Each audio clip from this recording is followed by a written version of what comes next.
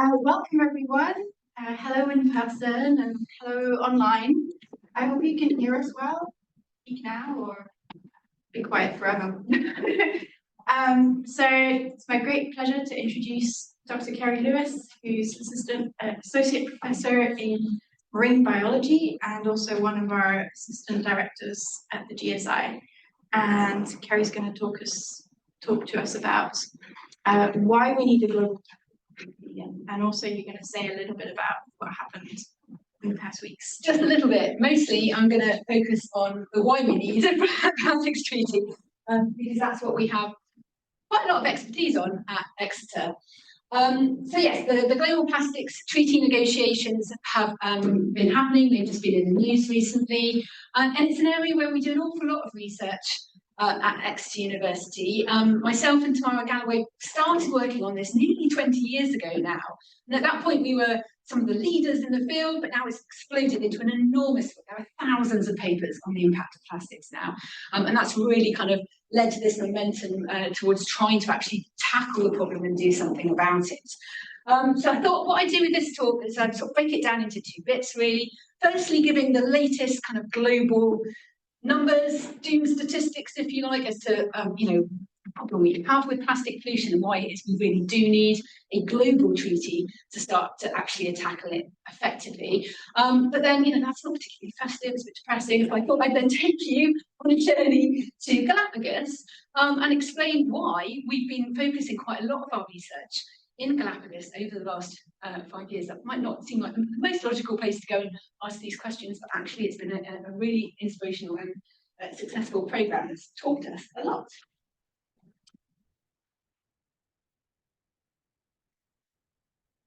Okay.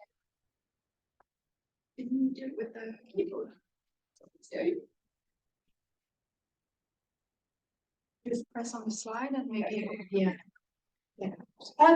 Okay, so I really like this slide because it really sums up the problem with plastics. It's a wonderful material, and this article from 1955 in Waste magazine really kind of celebrates it. Oh yes, we don't have to do the washing up anymore. Oh my goodness, this is going to make our lives so much easier. And this is really where our throwaway society was born. And it sort of changed our lifestyles in so many ways.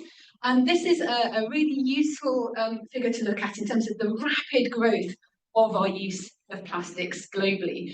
From this sort of 1955 era, we started making single-use throwaway items, and it has just continued to grow exponentially. So at this point in 2014, we were making 311 million tonnes of plastic globally every year. It's now over 400 million tonnes made every year, which is more than the biomass of the entire human population every year.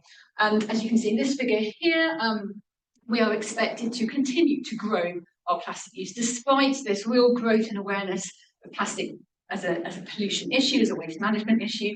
We are still continuing to produce more and more plastics every year, and that's predicted to just keep on going up and double in the next 25 years.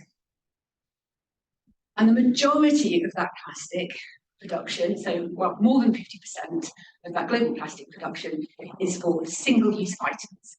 So we've been incredibly clever with the chemistry of these polymers that we're using for these products that we use in our everyday lifestyles. They've added lots and lots of chemicals to them to change their properties, to make them durable, to make them persistent, which means these items probably, we don't know for definite because we haven't had plastics for 500 years, but these items will probably last for 500 years at least as litter items. And yet the average life cycle in terms of their use as a consumer product is actually on average 15 minutes. And this is really where our problem with plastics come from. It's this complete mismatch in design, material versus use. We're using it for products that we use very, very short periods of time and then throw away and have no end of life built into any of the design of these products. And it's not just food packaging and bottles, which is probably what most people think about when they think of plastic pollution, because they're thinking of those litter items that you might see on the streets or washing up on beaches. But clothing is actually more recently being regarded as another major contributor to this plastic pollution. And this is just an awful photograph of the Atacama Desert. We've just got piles and piles of waste clothing building up. Again, they are designed to be cheap, made from polyester, used maybe once or twice sometimes, thrown away. Even more worryingly, there's a huge amount of items, and I can't remember the actual number, that are never even make it onto a person. They leave the shop having never been sold and end up going straight into these deserts. There are even, this is the bit that really upsets me, there are even clothes being made from bottles that were made in factories that never had a drink put in them, so that they could be recycled into clothes and called recycled clothing. And they're not even being worn, and they're going straight to the desert without ever being sold. It's just all gone a little bit mad. And the numbers, you know, it's sort of 18 million tons a year of waste that is synthetic clothing that's building up in our environment, with no real plan for how to handle that. Some of it gets burnt, and an awful lot of it just ends up getting piled into landfill. I'm a marine biologist, and so I came to this problem very much from what ends up going into the sea. And at the moment, the latest best estimates of how much of that 400 million tons a year that goes into the ocean, it's about 12 million tons a year goes into the ocean. That's several truckloads a minute that go into the ocean every day, every year. And that is a global problem. It's coming from all sorts of different places, and it's a complex pollutant. And I think this is one of the things that's made studying plastic pollution quite complicated, is that it's not actually one thing. It is a multitude of different types of plastic. There are thousands of different chemical additives added to these plastics, which makes them behave differently in the environment, but also means they exert different effects when things accidentally eat them. And they don't stay as one type of plastic. As they're moving around the ocean, they get broken down into smaller and smaller and smaller pieces. So what starts off as your drinks bottle will become brittle from the UV and the wave action. It will start to fragment and break down into smaller particles. And then eventually, we think it's eventually breaking down into nano-sized particles of plastic. So it's not degrading, but it is fragmenting, which means it's changing as it moves around the ocean. And when we talk about the ocean gyres, these sort of floating garbage patches, we're generally talking about these sorts of items that started off as these bigger items and then spent at least 50 years travelling around the oceans, getting smaller and smaller. And so it's not an island of floating plastic you could walk across, it's more like a soup. And you probably couldn't see, if you were sailing through it, you probably couldn't see most of the plastic that's in those gyres, they're quite small. It's not just particles that come from those large items, there's an awful lot of fishing gear, so it goes to fishing gear, is a huge contributor to ocean plastic, and then these fibres. And these fibres are coming from some of those clothes that we've talked about. You can get several million fibres per washing load of fleeces coming off your laundry. Some of that, if we're living in the southwest, will get picked up by our sewage treatment works, but in other parts of the world that doesn't happen, and that goes straight out into the ocean.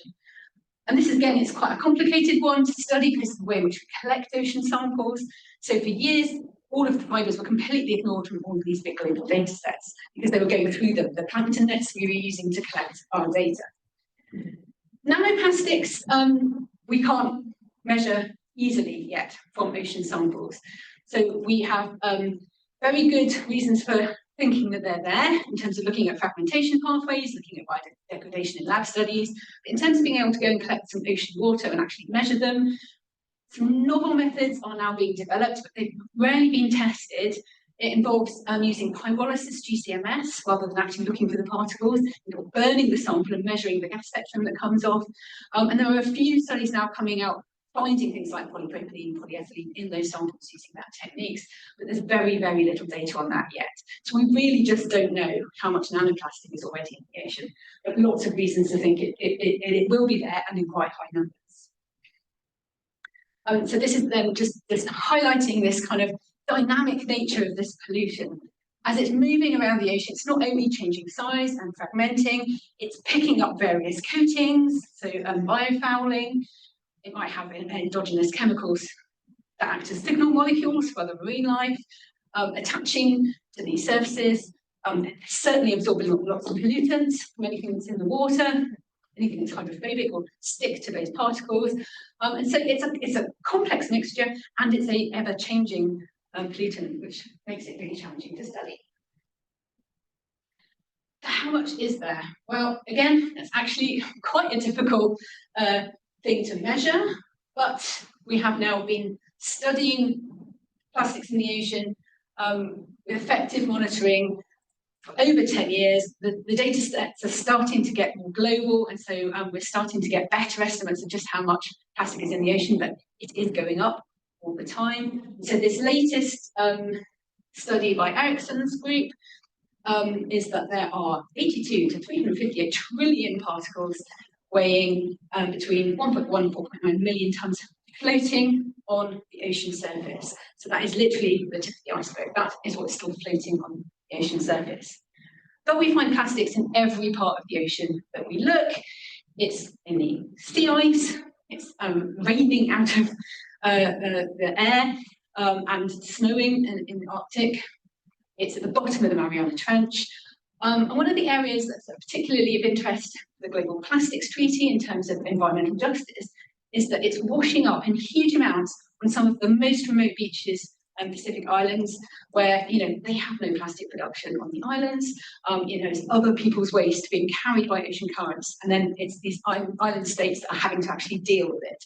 And so this is one of the areas that people are fighting about at the Global Plastics Treaty, is who pays when it's someone else's litter washing up on your beach in the middle of the Pacific. And we're now starting to get better data on how much of it is made, how much plastic is made into the ocean floor. This is another recent global analysis. Now that we're starting to get better spatial data around the world, the bottom of the oceans, that at least 3 to 11 million tons is accumulated on the ocean floor as well. So it's not just a surface problem.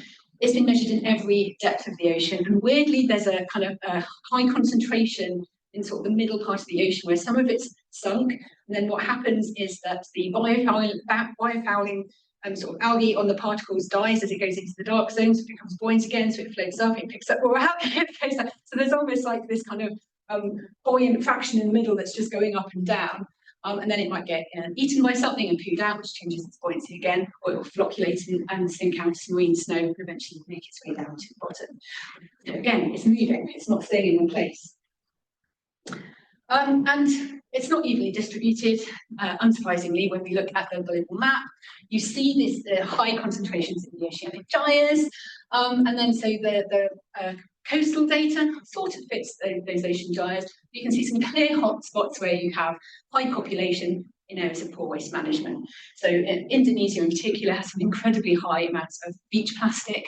And then also the Mediterranean, because it's a closed sea, so the plastic going into the sea can't easily get out, and so there's really high concentrations, both on the surface of the Mediterranean and also in the sediments of the Mediterranean.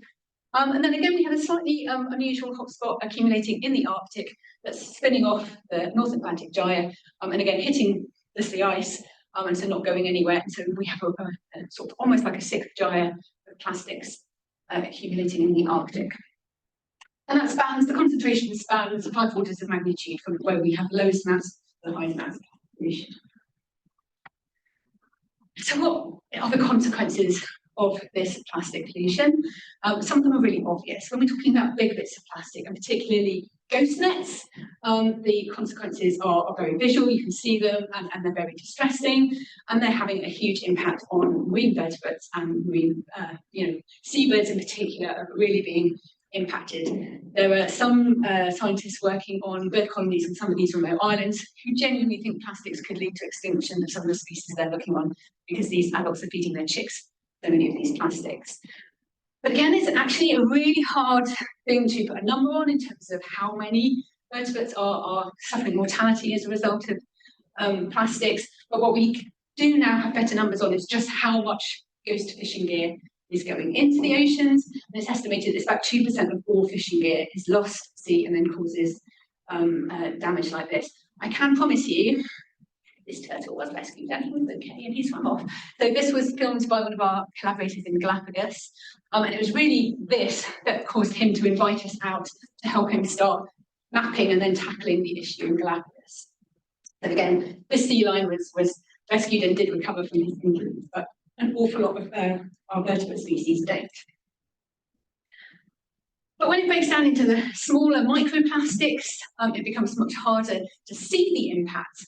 But we know that they are everywhere that we look for them. And we've now found microplastics in the guts of every marine species that it's been looked for in. And that is an ever-growing list.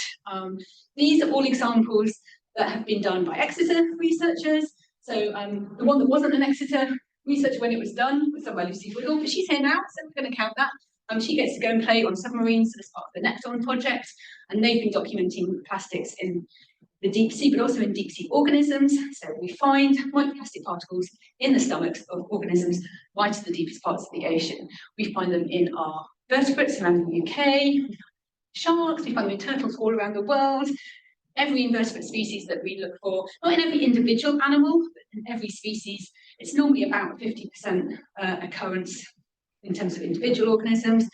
We've been working with researchers in the Azores, which is right on the edge of the North Atlantic Gyre, an incredibly concentrated amount of plastics there. You go for a swim, it's beautiful blue water, you go for a swim, you come out, your plastics actually stuck all over your arms. It's really, really bad there. And so we're working with researchers there, and they've been looking at the various fish species, finding plastics in every species again. And they're also, they've got very deep, it's another volcanic set of islands, so they've got seamounts, and they're working on deep sea corals at seamounts, and they're finding plastics there as well. So there are plastics absolutely everywhere. But what harm are they doing isn't so straightforward. We can't measure it in the field because there are so many other things going on in the ocean in terms of climate change, other pollutants. And so we do all of this research in our labs. We've got a wonderful research aquarium here at Exeter, where we do controlled ecotoxicology exposures, where we know everything else the same apart from the plastics we're adding. We can start to look at the biological effects. And what we don't find is everything dies straight away when it starts eating plastic. They're not acutely toxic in the way that some of the chemicals of concern might be, but they absolutely impact the health and functioning of these organisms. They cause inflammation responses, they cause oxidative stress responses. Those fibres in particular cause a lot of the same inflammatory markers as we would expect to see from asbestos, for example, this kind of inflammation irritation responses. But they also take up space, even when they're lovely round particles and they're not causing those inflammation responses, they take up space in the guts of organisms because they can't tell the difference between their natural food and these plastics that they're eating. And when we're talking about animals at the bottom of the food chain, we're talking about things like copepods. They have to eat a lot. They've got really short lifespans, they burn a lot, they're swimming up and down vast distances in the ocean every day. So small differences in the amount of nutrition that they're getting from their food, because their small guts are now partly full of plastics, reduces their energy inputs. And we see that that then impacts the energy that's left for things like reproduction, so their reproductive output goes down, their basal metabolism stays the same, and so the amount that they ingest, also goes down. So we see whole shifts in their energy partitioning that have reproductive output consequences, which is where you might consider seeing population level responses. And we've done this sort of work with a few different species. We saw it with crabs, with worms, with copepods, and then labs all around the world have done very similar experiments, and they all see this kind of shift in energy budgets and resource partitioning because plastic takes up space, it takes time to travel through the gut, and therefore it's removing the energy that these animals have for basic life processes. But we also can see, when fibres are particularly spiky or some of these fragmented particles, you get blockages and you get guts being pierced, and then you start to see the more serious health outcomes. This is just looking at the particles. Looking at the chemicals associated with these plastics is an entirely different sort of way of studying these impacts. We focused on the particle here because there's an awful lot known about some of these chemicals from other studies, and it was the particles we were most interested in. But an awful lot of these chemicals associated with plastics are also causing really clear changes in fat metabolism, your endocrine disruption. There's a whole suite of complicated health outcomes that come from chemicals. But I also wanted to raise this point, given that this is the GSI, that plastics, until relatively recently, have just been considered a waste management issue, rather than looking more holistically and considering them as a climate issue. And actually, for a while, it was almost like plastics was competing with climate change for funding and for attention in the media. And I always thought that was misunderstanding the problem. But thankfully, the wonderful people at Carbon Beef have done this analysis leading up to this recent plastics treaty negotiation, showing really nicely just how much plastics and the life cycle of plastics, its use, the sheer number of plastics that we use globally is a significant contributor to our carbon emissions. And plastics is still growing. And so plastics is still pushing demand for oil and is possibly sort of the only growing area where that's still happening. And so it's pushing up demand, possibly even prices for oil going forward. And this has shown really nicely that actually the entire life cycle of a plastic, about 90% of the emissions from plastics is from the production of the material and then the products that it's used for. It's 3 times more than aviation and 5% of global greenhouse emissions at the moment. But we're still making more plastic. Plastic production is still going up. This is a really nice study, and I've been wondering why no one had done this for a while, and finally somebody actually did the analysis to look at scenarios for future plastics use, the way we talk about scenarios for future climate emissions, and showing very clearly that if we don't have serious mitigation in place, i.e. a global plastics treaty, something that limits production, because people are not changing their behaviour just because they've watched whales eating plastic on Blue Planet 2, that our plastic production is going to triple by 2060 and therefore continue to push up those carbon emissions that come from plastics. I did also just want to point out, this isn't someone else's problem. Yes, if we look at who the big users of plastics are, it's not surprising to see the United States at the top, and then, India, China, Brazil, big countries with big populations. If you look at per capita, we're second. So, we're just as guilty of using plastics too much in our daily lifestyle. And this analysis by Carbon Beef has highlighted the fact that actually, if we want to meet 1.5 degrees target, we have a carbon budget that we have left to emit. You probably know this better than me, but according to this report, it's 200 gigatons that we've got left if we want to limit ourselves to 1.5 degrees. And following these sort of relatively conservative business as usual plastics production scenarios, by 2050, plastics would use up half of that remaining budget. So it's absolutely part of the climate change story too. And if we're trying to meet 1.5 degrees, we absolutely need a plastics treaty to limit global production of plastics. And just to depress us a little bit more, it's also a human health issue as well as a climate change issue, partly because of these microplastics now just being absolutely everywhere. So there's an increasing body of evidence showing that plastics are in us. The particle, not just the chemical. We knew the chemical was in us for a long time, but the particles have now been found. And that, again, is to do with better methodologies for looking for the really tiny particles. So for plastics to get into our tissues, they have to be small. They have to be small enough to pass through cell membranes, which is why we've only just started being able to measure them. But now that we've got those techniques sorted, we're finding them in urine, feces, blood, organs. They've been found in livers, they've been found in testes. They are absolutely everywhere. And then there's the chemicals associated with those plastics. So there's probably, this was, again, it's a really recent report by some fantastic researchers in Norway, who reckon that there's at least 16,000 different chemicals used in plastics. And of these, only 6% are currently regulated on an international level. Of those 16,000 chemicals, more than 4,000 of them are of concern because they are persistent, because they bioaccumulate, because they're mobile, or because they have known toxicity.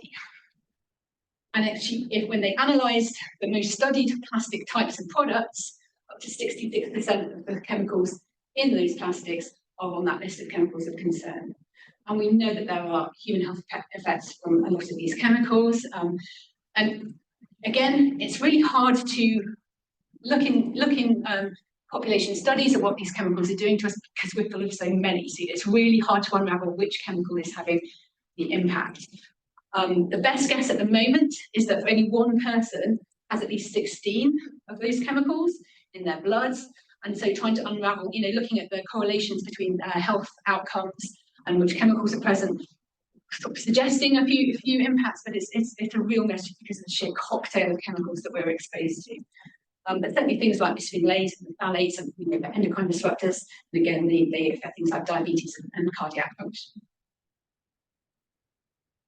So I probably don't need to persuade you that plastics are actually impacting more than just our waste management systems. But this was a really recent and really interesting study from the Stockholm Resilience Centre, trying to suggest that actually plastics shouldn't just be considered as novel entities when we're thinking about planetary boundaries and the safe space in which we should be operating in, that actually we can now map impacts of plastics onto all of the other planetary boundaries as well. So they are not just should be not just considered as novel entities, we should actually be thinking much more holistically within the whole Earth system, impacting all of these processes. Okay, so hopefully that's depressed you more than enough and convinced you why we need this global plastics treaty.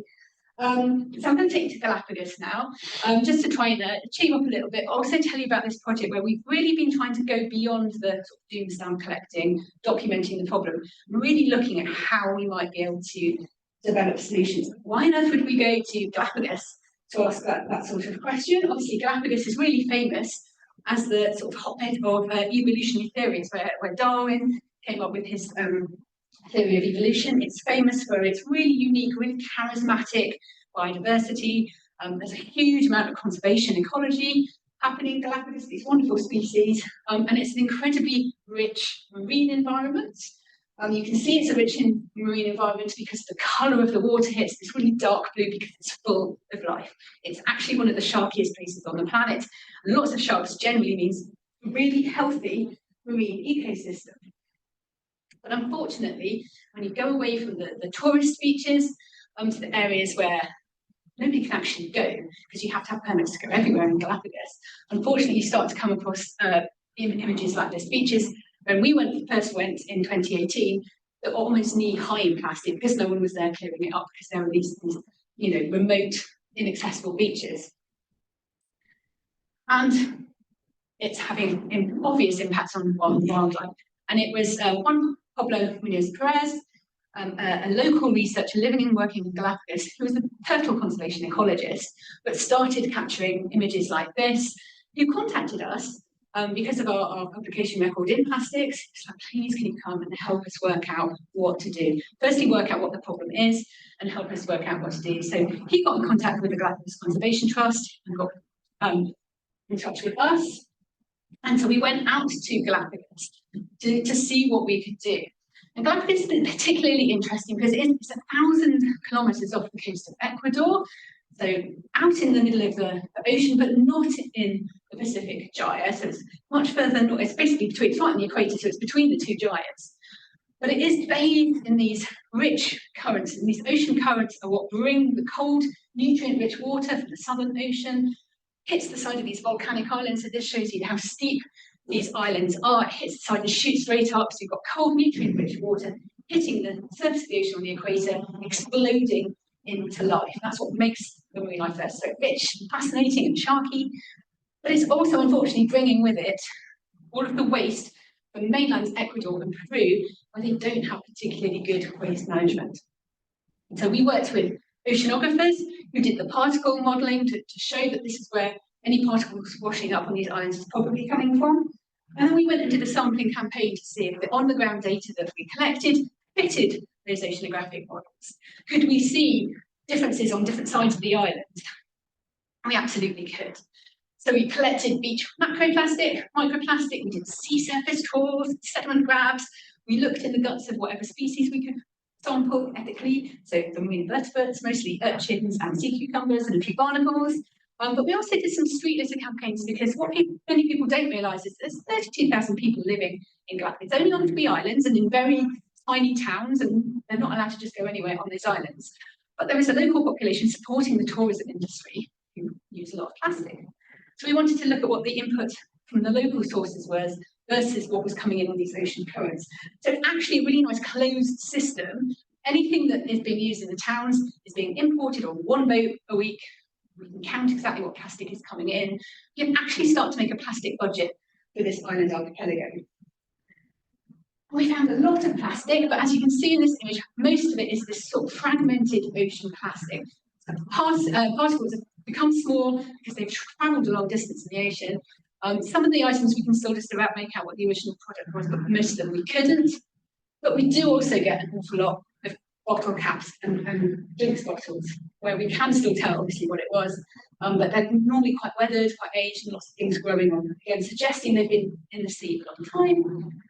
And we found lots of plastic inside the organisms. Again, these two different types, these fibres, probably coming from fishing gear, some fibres that look like they were coming from clothes, and then these hard fragments. So here you can actually see the little tooth marks. The little urchin has scraped away at a hard plastic item, probably to scrape some algae off the surface, and it's ingested the plastic. But what we also found were things like this, where these are bottles that look really clean. They've still got really shiny caps. They've still got their labels on. They have not spent weeks at sea. And we think these bottles are coming in from the Chinese fishing fleet that's parked literally right on the edge of the Marine National Park, scooping up all the lovely tuna that are benefiting from the lovely protection within Galapagos. And what they actually do is they make these big floating nets. They're called FADs, floating aggregation devices. Fish accumulate around these aggregation devices. The tuna come in to eat fish. They get caught in the net, and they have GPS trackers on them. So as they float through the Galapagos Park, they're being sold on the black web, auctioned off to the highest bidder, and then they're fished out in water at the other side to the highest bidder who's given the GPS code. And we find those devices washed up in beaches all the time. And so there's another source of plastic pollution. It's not all coming from mainland or Peru. There's these kind of illegal fishing activities and then illegal activities, but illegal dumping of waste that's also contributing. What's really interesting is, depending on which side of the island you look, you get two different types of litter.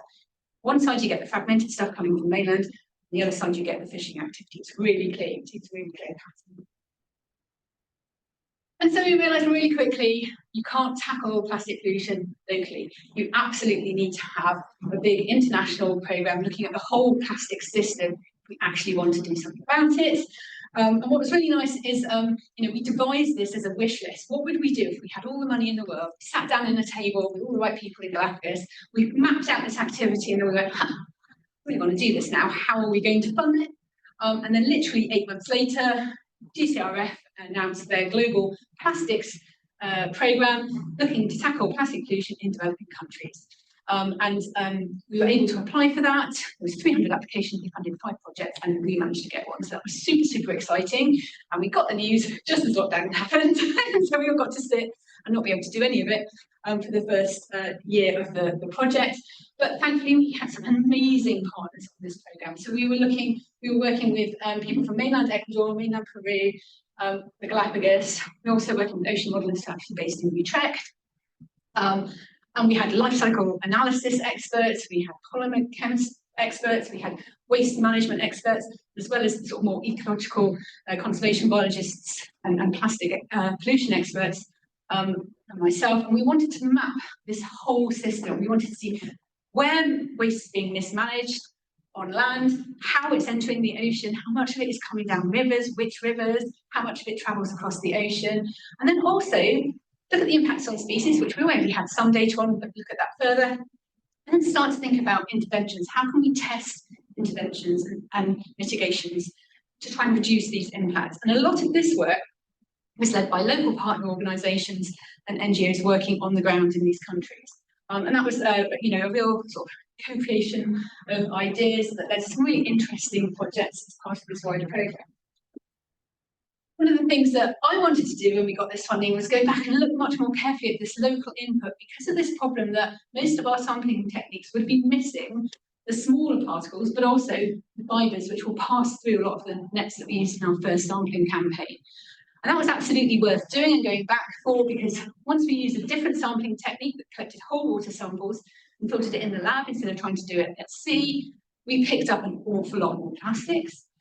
So we've now found over 12,000 particles per metre cubed around the harbour area, where there is a sewage pipe that goes straight into the sea.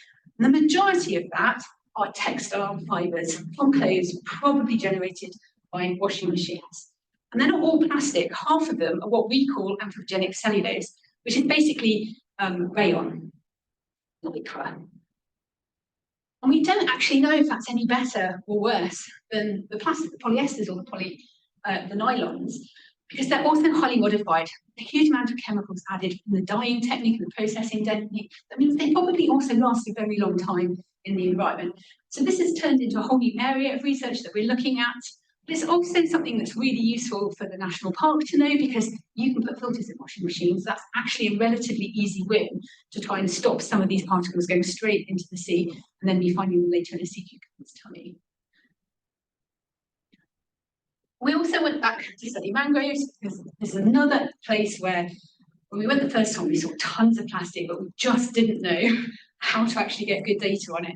It took us a while to come up with some plans, because it is much more complicated than doing a beach survey or a water sample. We had nets the first year that we went. That's not going to work inside a mangrove. So again, we basically made our own sampling device, like a pump that we could actually take into the mangroves. And start to try out different survey techniques to get a sense of how much is accumulating in the mangroves. And what this is really teaching us is that actually, in terms of the large plastic items, if we count items, we get the same as if we look on the beach next to it, but they're totally different items.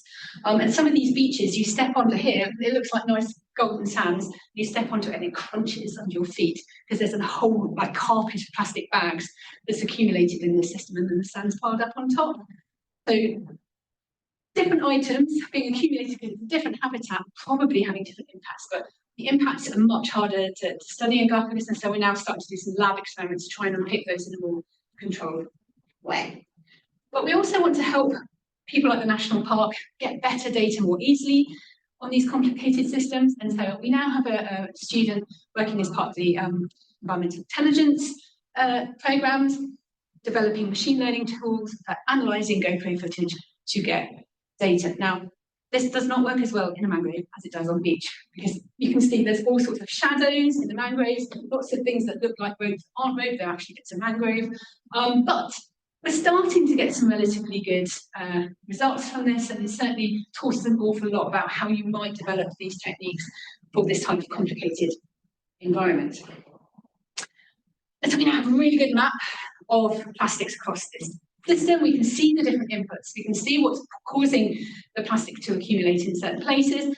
Yes, some of it is absolutely coming in from sources outside the Galapagos, but we've also now highlighted these local sources, but also local hotspots of accumulation, which can help the National Park target actions that help these environments. So here you can stop plastics going in. Here you're going to have to target cleanup operations, because it's a bit harder to actually stop these items from going into the mangroves.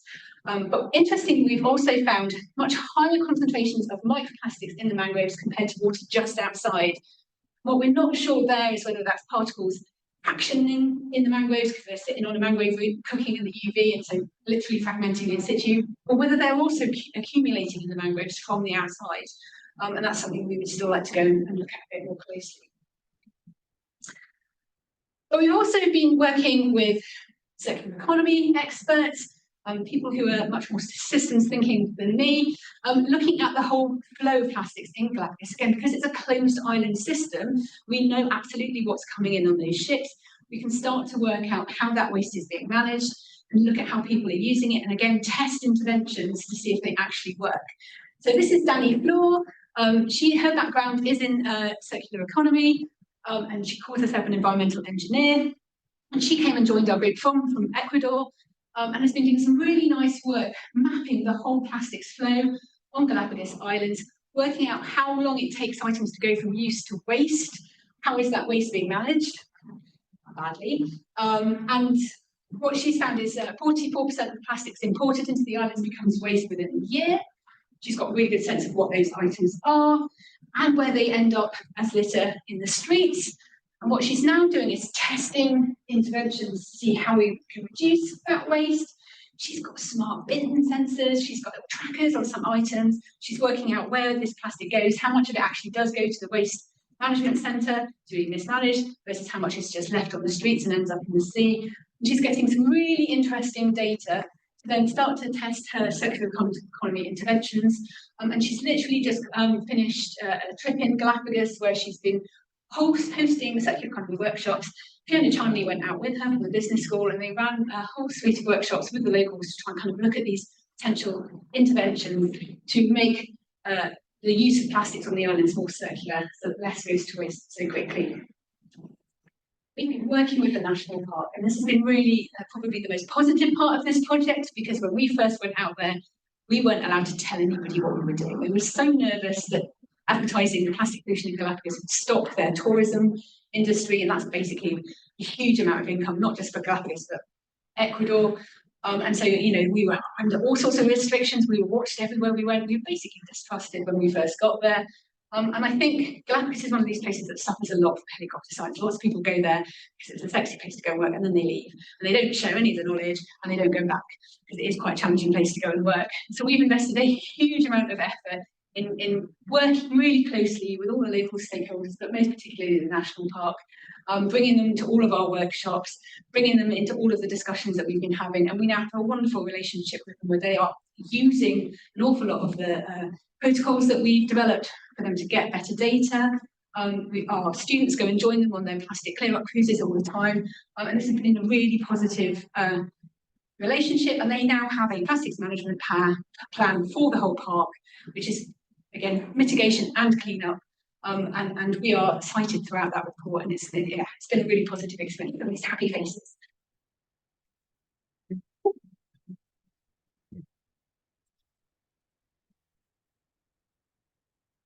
This is another one of the interventions we've been testing. Can we stop plastic getting to Galapagos by stopping it coming down the rivers? This is a big source of input into the Pacific.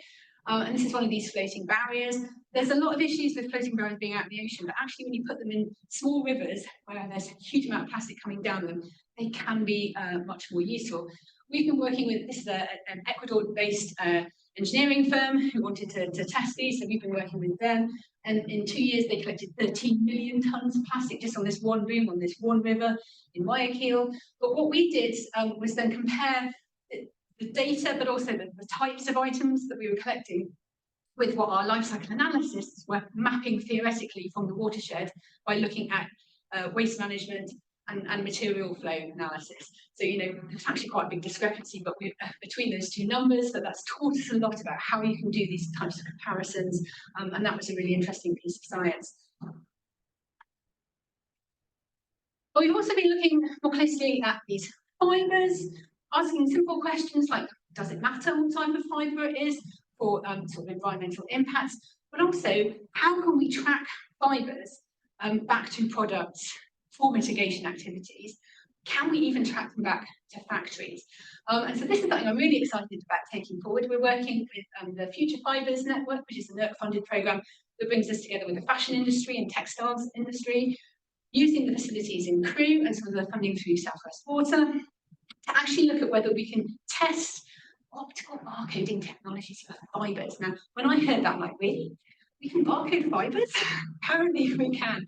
So we're working with textile experts at Leeds University who think that you can put barcodes into the weave of the fibre that tells you exactly where that fibre has been made, that would enable this sort of producer responsibility, certainly when it's within a clothing item. And what we're going to be asking is, well, can we still see that barcode when it's floating around in the ocean or it's been through a muscle and been ingested? So that's Holly's PhD, quite excited about that. And then we're also looking at alternative plastics. So there's a huge explosion in bioplastics. There's all sorts of different types of bioplastics. Again, it's unregulated, so it's a word that gets used really widely. Some bioplastics have some really quite nasty heavy metals added to them. We're working with a lovely green chemistry company called Material, who obviously want to make bioplastics that don't have nasty chemicals in, that are made from waste food materials locally. So they've been coming with us to Galapagos, working out what the best sort of polymers that they could use. The chitin from all the lobsters everybody eats on their tourist boats turns out to be a really good source of polymers for making locally sourced biomaterials. Mostly for plastic bags, just because of the way in which the shops work in Galapagos. Everything's sold in plastic bags at the moment. They banned one plastic bag, so they all went basically to smaller plastic bags, so they have more of them. And so really what they need is an alternative material that's more environmentally friendly, and so that's what we're working on there. And we're doing their sort of ecotoxicology to check these products really are better when they go to waste, and looking at the impacts when these things break down in high concentrations for Things like ocean acidification, where big input of carbon, suddenly it actually does break down properly. Does that have an impact? So there's some really interesting work being done, really trying to come up with better products where you really do need a kind of a plastic bag. What can we use instead? But going back to the plastics treaty, ultimately, what we absolutely need to do is to curb global production. And this is where the negotiations of the last global plastics treaty really broke down. Lots of agreement on regulating some of those chemicals, lots of agreement that we need to do something to better improve recycling, but we can't recycle our way out of this problem. We're just making too much of it. So the only way in which this plastics treaty is actually going to impact all of the things I've been talking about is if we limit global production. And obviously, there are quite a few negotiations happening at this plastics treaty from the same oil companies that, caused the issues at the IPCC negotiations as well. And so they have not managed to come up with an agreement, and that's what really stalled anything being signed. But I guess what was reassuring is they didn't just sign something that was bad and it was going to be worthless. They've said, no, come on, we're going to come back another time. We're going to keep trying to push everybody to agree on something that does actually tackle global production as well.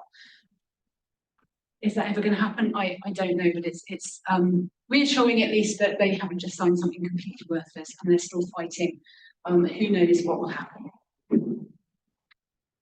Anyway, thank you for actually coming. So I didn't have to talk to myself.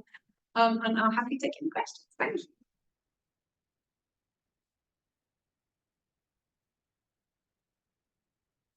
Thank you, Ceri. Are there questions online? Feel free to actually just shout out or put your questions in the chat. Anyone in the room? We can just eat mince pies if you want. I'm happy to learn any more information about bioplastics on their side. These are recycled into exactly the same shoe again. But what if it still wears and must be break down and gets into the environment? How bad is that compared with petrochemical plastic? Yeah, so it really depends on what is being used to make bioplastic. This is the problem, is that there are so many different things that can be made and called bioplastics. So, for example, an awful lot of the cups that you get that are called biodegradable cups are made from a compound called PLA, and actually they add an awful lot of heavy metal chemicals to that to make it act like plastic. So whilst there's not petroleum-based polymers in it, there's an awful lot of other heavy metals in it, and actually that doesn't break down because they've added these chemicals to it to make it act like plastic. It doesn't break down unless you put it in a bioreactor, basically. And so that's not really any better, but people use it thinking it's better, and so they're just throwing it away thinking it's biodegradable when it's not. There are multiple, there are so many, there's probably as many different recipes of bioplastics as there are petroleum-based plastics. They say these are different pharma vitamins, but yeah, absolutely, and there are some really wonderful. So I know people who are making clays out of bananas peel, and that those are they're not adding chemicals to them. So that, like I say, it's a bit of an unknown as to what happens when it goes into waste. That research hasn't really been done, but it's certainly something we need to be looking to make sure that we are replacing plastic with something that genuinely is better. But certainly, I know a researcher in Italy that was working on bioplastics who was finding lead in the bioplastics in drinking water. You just think, no, why is lead in it? So yeah, it's the lack of regulation is the issue, I think, and lack of agreed terms. Yeah. Thanks, Gary. That was great talk. I was curious about the atmospheric source of microplastics to the ocean. Is there scientific groups measuring that? Yeah, so one of our old PhD students started working on worms, and she's now in King's College London doing atmospheric microplastics measurements and inhalation studies on human health to see what when we inhale particles. And those are mostly the fibres, probably from our clothes, that are basically just floating around. And there's even one paper that was published trying to refer to the plastic cycle, almost like the carbon cycle, and it starts in the ocean, then it gets, it comes out in a storm, then it gets travelled in clouds, and it's kind of moving around the Earth system in a similar way because it's so small and it can be airborne. But yeah, it's mostly going to be the fibres, the really, and basically, if I put a petri dish with a filter paper on the desk now and then gave my talk and came back, I would find at least 3 or 4 fibres that just floated around in here while we were talking. So yeah, they are everywhere. And there's early inhalation studies looking at the impacts on lung tissues of those fibres, but not a lot of that's been done yet. So one argument put forward to continue the increase in the production of plastics is, well, we just need to increase the amount that we recycle, right? So if you recycle plastic, then the problem's solved, right? Yeah, no, I wish it was that easy. Well, firstly, we're not very good at recycling, and an awful lot of things that we make can't be recycled because of the huge cocktail of chemicals we put in, or the way in which we design the product to have multiple different components to it that aren't easily then broken apart to be recycled in different ways. One of the people we're working with, just as one example of why recycling is challenging, from the textile industry, is we can't currently fibre to fibre recycle clothing because of the dyes we use to make clothes pretty, and you can't take them out again. So unless you turn everything back, you can't recycle because of you can't extract the dyes. And so, one of the avenues of really interesting research looking at that is, changing the way in which we dye clothes. So you can take the dye out again, and then you can actually recycle. So he argues polyester is better than cotton if we get better at recycling it. But then you have to put the clothes together so it hasn't got all the different buttons made of one thing, a badge sewn on that's something else that makes that recycling complicated. But then there's the whole logistics of collecting the items and putting them through the recycling process. We don't have any of that infrastructure in place. And apparently, this is something I learned this morning at a meeting, all of our clothing collection is currently done by charities. Most of it still ends up getting shipped overseas and burnt. Yeah. But actually some of that needs to go to recycling. Apparently, because vintage has become so successful, the collection of clothing is about to completely implode in the UK because there's so few what they call diamond items in those clothes now because people are selling them unvinted instead of giving them to the charity shops. It's not worth the charity shops collecting clothes anymore. And that whole system is just going to implode and nobody will be collecting clothes at all. So recycling can be part of it and absolutely needs to be part of it, but we need to design the products with recycling in mind. But we also just need to stop making new ones. So reduce the actual supply. Yeah. What do we do with the plastic that is already here? You've got a circular economy, but thermodynamically, there's always going to be loss, and you're always going to have leakage into the environment. So what's a way that we can take the current plastic that exists in the environment and dispose of it correctly? Yeah, that's a really good question. I don't know the answer to that, I'm afraid. What I do know is, and one of the things that we've been looking at is what happens when you recycle something like a polyester drinks polypropylene multiple times, because every time it gets recycled, they put more chemicals in it to keep it behaving like a nice flexible plastic drinks bottle. And so the chemical load gets higher the more times it's being recycled. And then obviously, if you turn that into particles and feed it to a muscle, the toxicity effects go up because there's now more chemical in it. So another reason why we can't just sort of recycle our way out of it, because there's a chemical burden associated with that. But yeah, I'm not a material engineer, I'm afraid. I'm a biologist, so I don't know the answer. John online has a question, but John, would you like to ask it yourself? Is it? I think it's too compressed. Yes, sure. Yeah, go for it. Yes, sure. Can you hear me? Yeah, hear me okay? Yeah. So yeah, great talk. The fabric lifetimes idea, that's just an idea. Could you widen that to include recent archaeological evidence, say the past 400 years, and the ideas from those teams? It might give some recent paleo climate links.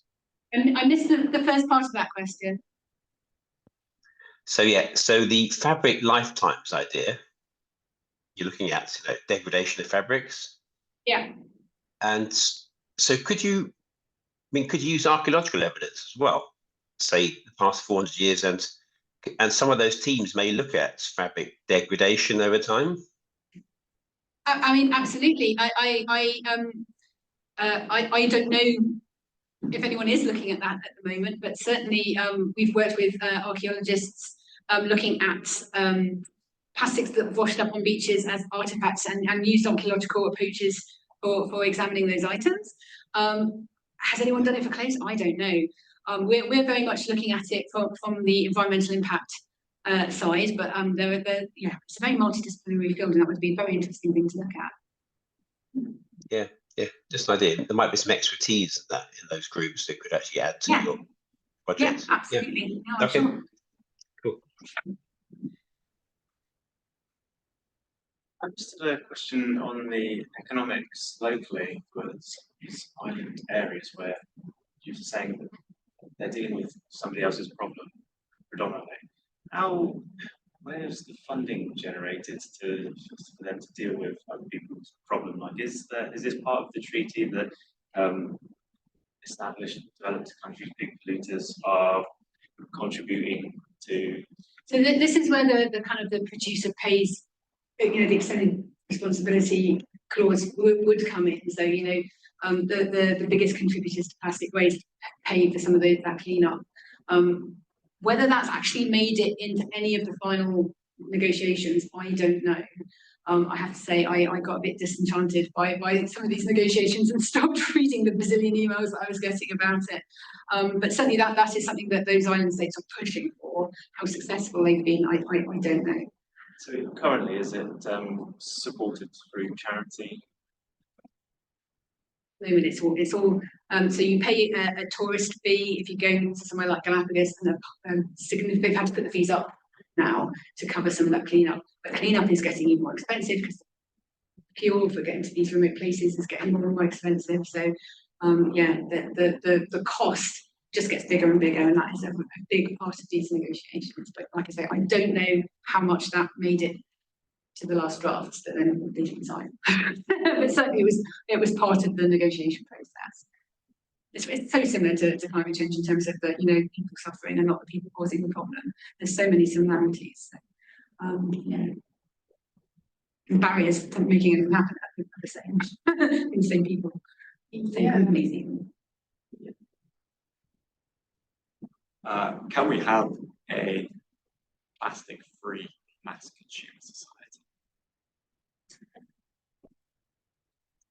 We've always tried to avoid using the term plastic free. We've always tried to use the term plastic pollution free. And I think there are, we look at some of the uses of plastics and how they innovative medical innovation and how important disposable items are for health. And I would be very reluctant to say we shouldn't be doing that. I think the risks of not using those items, for all sorts of other issues. But we can be better at how we use those items. I met an amazing woman who was recycling gowns for hospitals in London, and she claimed she'd worked out the fibre-to-fibre recycling, which I still need to look into because she'd worked out how we all need to be using it. But certainly they are fully recycling the single-use gowns for surgery now. They're no longer being recycled and then resterilised and used, but at least that's reduced a huge amount of waste from the medical industry. So I don't think we'll ever remove plastic, but we can absolutely fundamentally use it better and design end of use into the start product is what really needs to happen. There are any bit of spies left. Actually, the spies left. Yeah, well, yeah, there's quite a few actually. Yeah. Are there any more questions? No, if not, let's thank Ceri again. Thank you for coming. And yes, thank you to everyone for coming along. This is our last seminar before the Christmas break. And before the Christmas break, we're going to enjoy the mince pies. And afterwards, next time, we've got a whole program. I think every Wednesday we've got something going on. And we're just really looking forward to seeing everybody. And we hope that people can come join us in person because it really makes a big difference. And I mean, I've seen a lot of connections being made during basically the coffee that's after the talk and before the talk even. And we've always got coffee and tea, and it's always very lovely to come and chat to people. So yeah, with that, I hope everybody enjoys the break.